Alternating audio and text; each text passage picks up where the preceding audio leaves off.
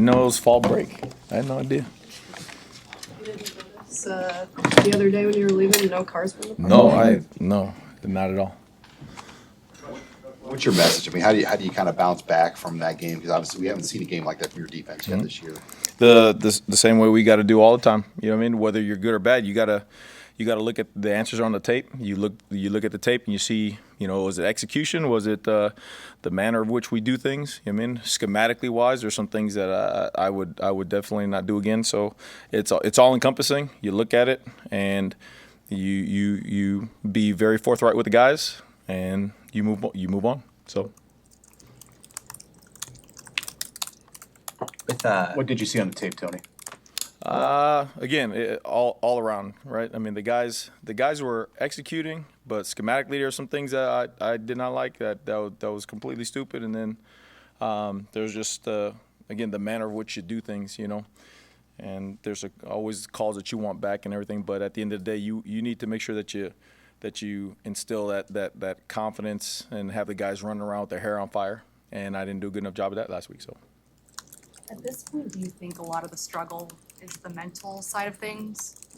That's great. I mean, I think that is just coaching in general. That if anybody had the correct answer, you would have teams that just never lose. Period. Right? Just that's it. But I think it's about the consistency. And when you do well, you don't get too high. And then when you don't do as well, you're able to focus in on the things that make you good, and then really bounce back from those things. So that's the thing. That would be the mark of a good team, right? It's how well you bounce back, how well you're able to turn the page, whether good or bad performance, and then move on and get ready for another challenge. So. Do you try to leave emotion out of it when you're bouncing back, or do you want to try to kind of lean into that as you? No, I mean it's a combination of everything, right? I mean there's X's and O's, there's execution, there's play calls and situations, right? Then there's the emotional side because. If you can get up and give a speech, right? Or you can get up in front of people and give a speech and be dynamic. I mean, there's different ways of doing things, So I don't think you can take the emotion completely out of it, but at the end of the day, like I have to make sure that those guys are, ready to and charged up to take the field. Not only to do their job, because these guys do everything you ask them to do. I mean, these dudes, man, like they'll run through a wall like these.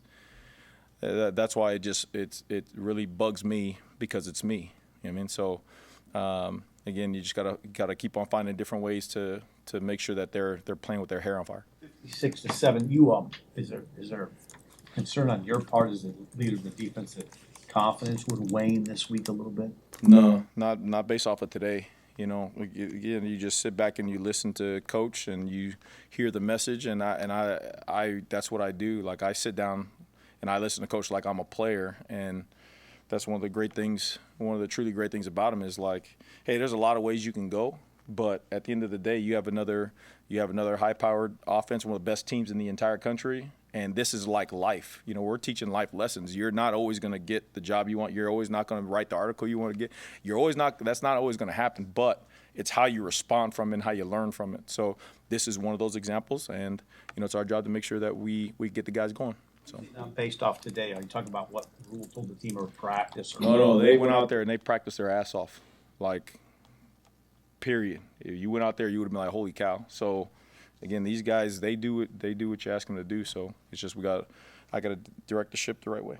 Matt mentioned it wasn't surging on Deshaun this week. How do you feel just about your secondary? And obviously Tommy got his feet under him last week. How he is coming along after that? Yeah, I mean, again, it's all every day is an evaluation for those guys. You know what I mean?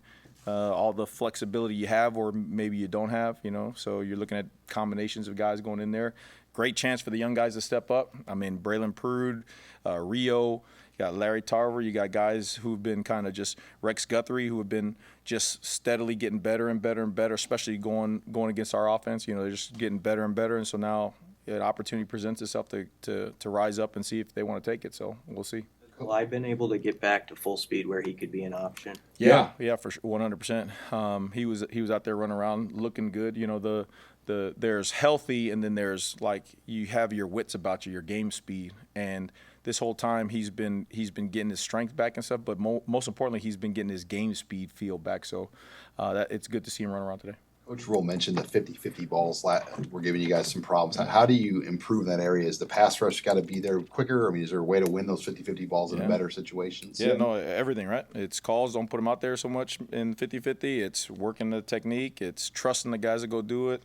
It's showing them in individuals, you know what I mean? And then the technical side of it is like, hey, in the very beginning, your eyes, your stance, are you on the right leverage? Are you doing those things right? So you're breaking it down to every little aspect to help them feel confident next time they go out there.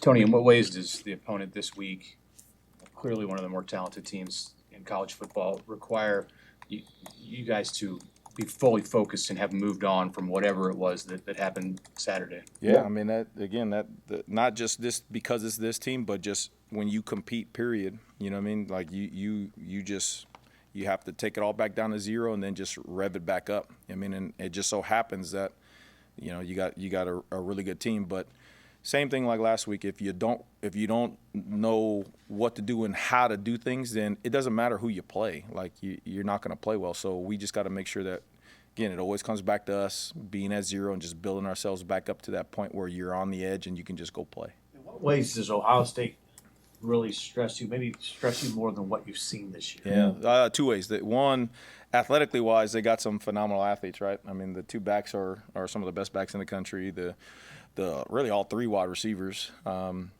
just phenomenal. Make one-handed catches. They're physical specimens. So your matchups one-on-one athletically wise, but then also like schematically, they do a lot.